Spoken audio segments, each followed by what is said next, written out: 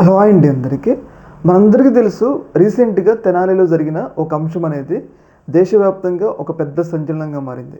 ముఖ్యంగా ముగ్గురు యువకుల్ని పోలీసులు నడి రోడ్డు మీద ఏదైతే చాలా దారుణంగా కొట్టడంతో ఆ వీడియోస్ అనేవి పెద్ద ఎత్తున వైరల్ కావడంతో ఏదైతే కొన్ని దళిత సంఘాలు కానీ, అలాగే రాష్ట్రంలో ప్రతిపక్ష హోదాలో ఉన్న ఏదైతే వైసీపీ పార్టీ కానీ తీవ్ర స్థాయిలో పోలీసుల తీరు మీద స్పందించారు. ఏదైతే కూటమి ప్రభుత్వం వచ్చిన తర్వాత దళితుల మీద దాడులు ఈ స్థాయిలో చేస్తున్నారు, ఏదైతే అగ్రవర్ణాలకు సంబంధించిన వాళ్ళు ఈ స్థాయిలో తప్పులు చేస్తే ఇలానే థర్డ్ డిగ్రీ ఇస్తారా అన్నట్లుగా ఏదైతే ఆ అంశం అనేది ఎంత పెద్ద వైరల్ అయిందో మనందరికీ తెలుసు, తెనాలిలో జరిగిన అంశం అనేది. అయితే ఆ అంశం ముగియక ముందే రీసెంట్గా ప్రకాశం జిల్లాలో ఒక ఎస్ఐ, ఒకవైపు ఆ ఇన్సిడెంట్ కొనసాగుతుంది, జగన్మోహన్ రెడ్డి గారు ఆ యువకుల్ని పరామర్శిస్తున్నారు అన్న స్పృహ కూడా లేకుండా ఒక ఎస్ఐ తన అధికారంతో ఒక మహిళ మీద దాడి చేయబోయారు. ఒక మగ వ్యక్తి మీద కూడా కాదు, ఒక మహిళ మీద ఆమె షాపులో సీసీ ఫుటేజ్ ఇవ్వలేదని చెప్పేసి ఆ ఎస్ఐ ఎలా దాడి చేస్తుండో చూడండి మీరు.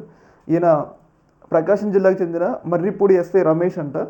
చూశారు కదా ఆమె ఎట్లా దాడి చేస్తుండో, నెడుతుండు, ఇట్లా ఛాతి మీద ఎట్లా నెట్టిండు ఒక ఎస్ఐ ఒక ఆడామని. చూశారు కదా.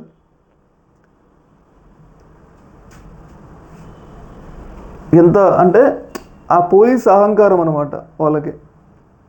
చూశారు కదా, ఒక మహిళనే ఇట్లా నెట్టిండు. అంటే ఇక్కడ ఏంటి అంటే పోలీసులు మమ్మల్ని ఎవరేం చేస్తారులే, మేమే ఇక్కడ లాంటి ఆర్డర్ కాపాడేవాళ్ళు అన్న తీరుతో రెచ్చిపోతున్నారు అనమాట. యాక్చువల్లీ ఏంటంటే పోలీసులకి ఏదో సీసీ ఫుటేజ్ కావాలంట, వాళ్ళు మేము కొంచెం ఆగిస్తాం ఇప్పుడే ఇవ్వము ఆడ. ఇప్పుడు వాళ్ళ బిజినెస్ సీక్రెట్లు సంథింగ్ ఏదో ఒకటి ఉంటాయి, పోలీసులు అడిగి వెంటనే ఇవ్వాలంటే ఎట్లా ఇస్తారు, ఇవ్వరు కదా.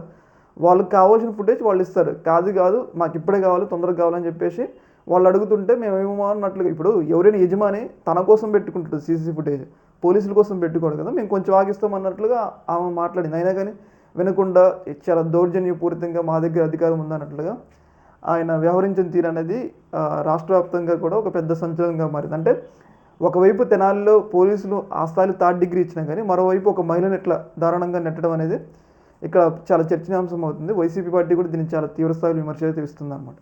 ఈ యొక్క అంశంలో మీ యొక్క అభిప్రాయాన్ని కింద కామెంట్లో తెలియజేయండి. ఓకే మరి.